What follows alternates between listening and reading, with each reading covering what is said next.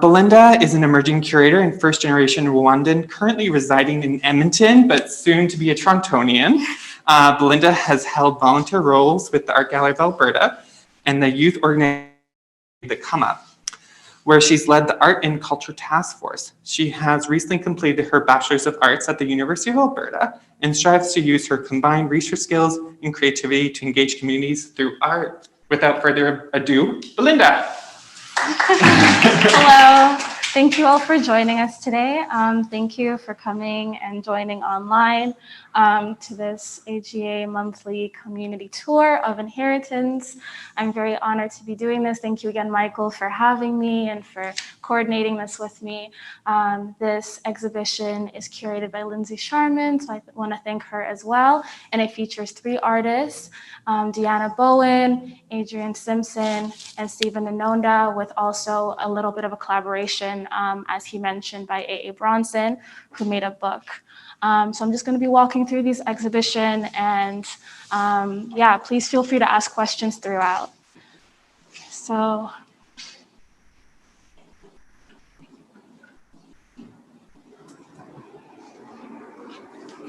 I'm starting right here.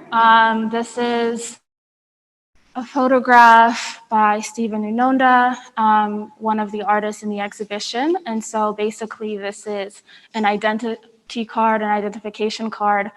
This is his grandfather, and this is the identification card of his great-grandfather for when they photographed and basically created these identification cards for the Japanese internment camps in BC.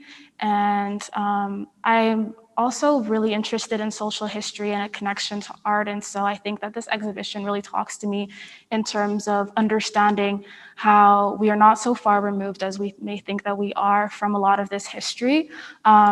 Walking through this exhibition, it can be very daunting, very realistic, and it's something that we need to grapple with. A lot of the anti-Asian, anti-Black racism here in Canada and our history with colonialism and oppression in this country. And so I think it's very important for us to see a lot of this work being exhibited, and a lot of these artists, including Renonda, basically created a lot of this work through their familial ties and research within their own family background and understanding the effects that it had on their own communities and what this tells us as Canadians. So another artist in this exhibition is Deanna Bowen, whose family is from Amber Valley, which is a town founded in 1909, which was settled by Black settlers. And she also did a lot of research through her own family history and spoke on the racist, anti-Black racism that we witness here in Canada with the Ku Klux Klan. I personally have done a lot of research into this because I think it's very interesting how she talks about the 1911 Anti-Creek Negro Petition as a way to prove that anti-Black racism exists in Canada. And I think it's very unfortunate that you have to go to those extremes in order to prove that racism is still an ongoing thing. For those of you who are here, if you look behind you, those are all of the petitions that were signed. So she does a lot of archival work as well, which I think is very important as a history buff myself, having the actual archives. And she spoke in her artist talk about how some of the people were just so adamant about not having Black people come to Canada that they couldn't even scribble their names, but they just had X's crossed because they just knew that they didn't want to have Black people in Canada. But yeah, so next I want to talk about these 3 images here, which I was really glad when I watched her artist talk, which I urge all of you to do also. It's just posted on YouTube. If you look up Deanna Bowen, it should be the first video up. And she talks a lot about a lot of the work in this exhibition. And she talks about these 3 images, which when I first saw them also spoke to me because you can see visibly it's a white man getting beaten. And I was just wondering what she was trying to invoke with this. And what exactly this meant for the exhibition on anti-Black racism. So basically the story is about an integration project that was happening in Canada at the time, where they were trying to integrate schools, and this white reporter tried to get on 12 Black students trying to get into, that was being driven into a school. And so once they found out about this, they beat him and the sheriff beat him. And so these are just like images of that. And it ties into the larger exhibit because the only reason that there's actual reported instances about this backlash is because this white reporter was being beaten and not because of the Black children who were not allowed to go to school. So, yeah.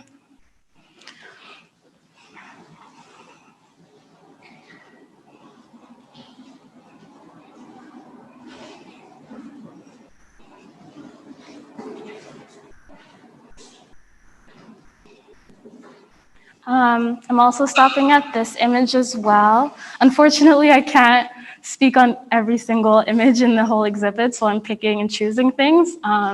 So this is the Orange Hall in Alberta, and I chose this because before there was the Ku Klux Klan, there was the Orange Hall, and a lot of really prominent figures were actually a part of this like fraternity, they call it, including the first Prime Minister, John A. Macdonald, and I did a lot of research into it, and there's a lot of like overlap with the Ku Klux Klan with a lot of the same members who are a part of this fraternity also being a part of the Ku Klux Klan.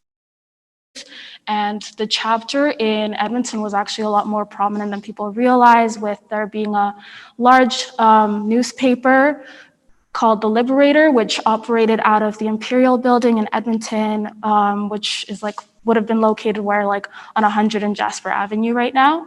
And the leader of the group was called John James Maloney, JJ Maloney, and he was very prominent in the Saskatchewan chapter in all of Canada, and came over here afterwards. And he was so prominent within the chapter in Alberta that once he lost popularity, it was kind of like the fall of the entire chapter. So it was kind of just him upholding and doing a lot of the grunt work. But he had a lot of supporters, and a lot of people tuned in or like read the newspaper. So, yeah. Lastly, I'm going to stop here.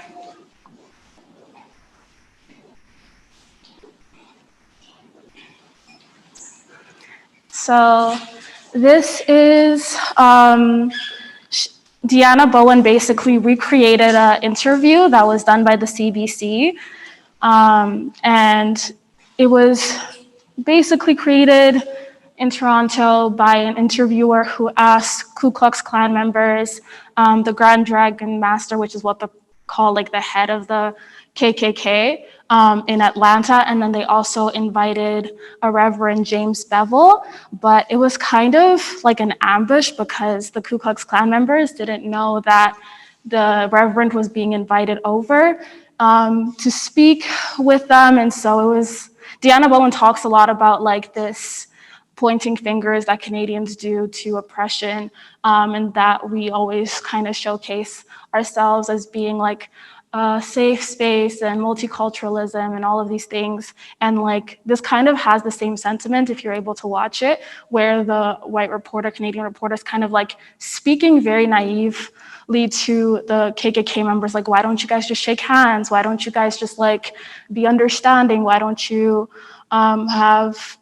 why don't you accept Black people into the KKK? Like that was one of his questions in the interview, but kind of just showcasing like if you're actually trying to be a fraternity that's not about hate, like why do you have this isolationist mentality, which obviously is not the main issue of the KKK, and that's not something that the Reverend and other Black people had an issue with.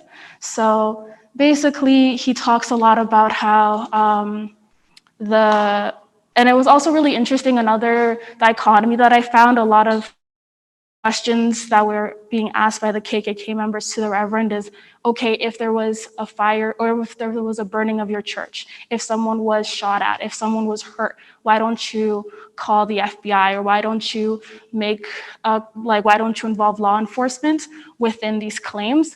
And I think it kind of speaks to like how a lot of us still have issues with police brutality and have to like kind of speak to why that is like not an option for a lot of people. But even in this imagery and in this interview, that's kind of what they're talking about. Like, if you actually had an issue, you should have just reported it, even though a lot of the KKK members kind of took positions of authority in a lot of these towns and acted without law enforcement and acted as people who basically made decisions on what is right and wrong and shot people who they believed to be right and wrong. And he talks a lot too about like how Black people are inferior because they're not law abiding and they don't follow the rules. So another thing that I really appreciate about the fact that she recreated this, because when I first walked into this exhibit, I thought this was like the original and I was very confused with why it's so HD, but kind of showcases like, or it like brings us back into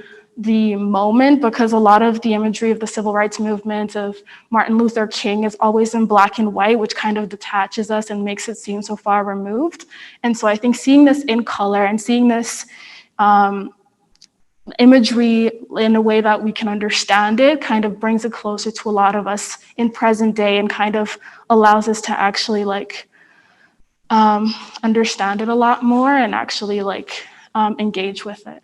So, yeah.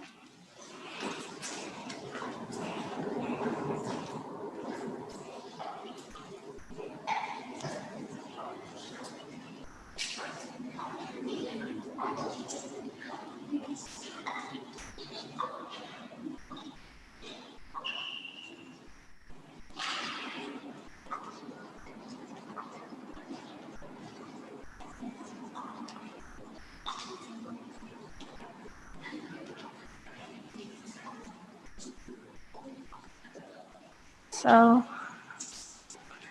I also wanted to stop right here and talk about this particular exhibit. This is also by Stephen Renonda. And basically this is a representation, as you can see, of a bunch of houses. And so this is actually supposed to showcase the Japanese internment camps.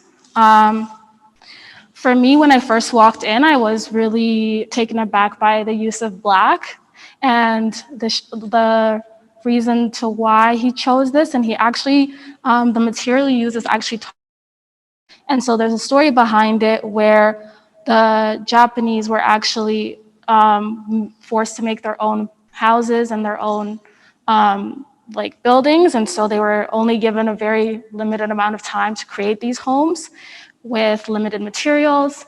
And so the lumber actually wasn't it wasn't cured, it wasn't actually sufficient enough for them to hold through the winter. And so a lot of cracks ended up happening between the houses. And so a way for them to kind of like not have the wind literally just like chill through the homes is they like fill the gaps with tar paper. And it became so bad that like basically Stephen Renonda's grandfather basically mentioned that the whole house would be engulfed in tar paper and making the entire home just like a dark hole in a sense, which I thought was like, the imagery really talked to me, because I feel like when I first walked into it as well, I was like, this is very daunting. Like, why is there all of these black homes? And then also because like they're so small and you're so far away, you kind of like, they all seem uniform in a sense as well. Like I couldn't even tell that there was different sizes or different shapes, which also kind of talks to like the lack of like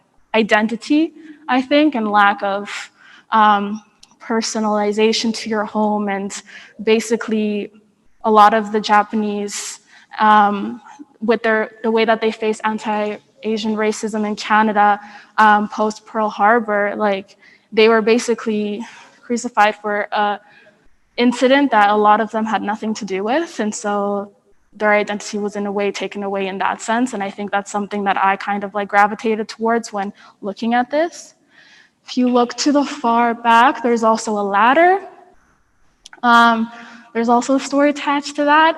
His daughter always would ask him if they could build a ladder tall enough if they could reach the moon.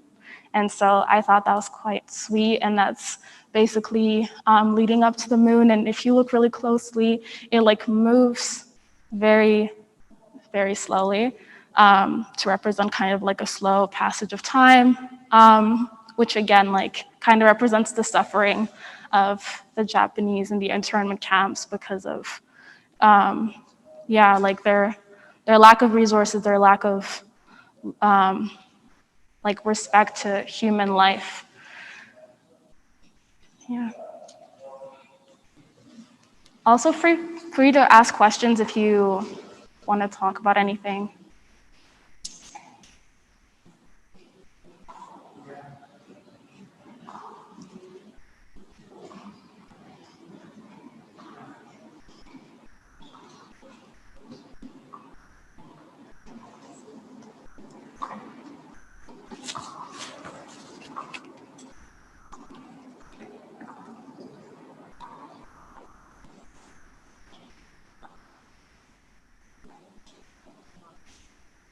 So this part of the exhibit is by Adrian Simpson.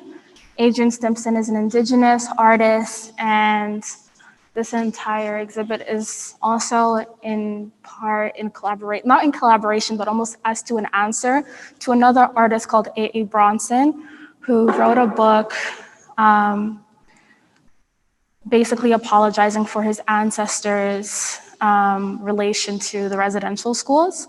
So Adrian Simpson went to a residential school. His father went to a residential school, and his grandfather went to a residential school. And I want to specifically talk about this dinner table, which he created as a symbol of what it would basically be like if the grandfather of the artist who has residential schools and creating them, and his grandfather who went to residential schools and suffered through them, and basically also talking about themes of like forgiveness, away from like a Christian religious standpoint, but like a Blackfoot Indigenous understanding of forgiveness. And I also found this really interesting just because of like the plates. At first, I thought it was representative of how a lot of the Indigenous children who went to residential schools, one of the first stories that I remember learning that really like touched me is them not being able to eat the food that they're accustomed to. And so them being forced to eat a lot of foods that their bodies couldn't necessarily digest. And I think that really speaks to like how something so small, and like they would be brutalized for it, for refusing to eat like porridge or oatmeal or whatever.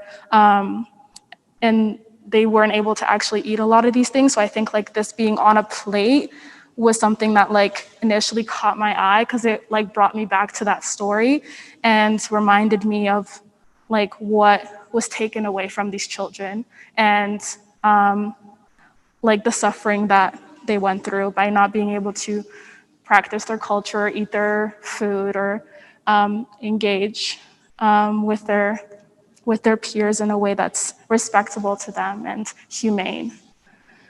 But yeah, so I think that's about all the time that I have. So I just want to thank you all for joining us today. We will now take questions. So about anything, let me know.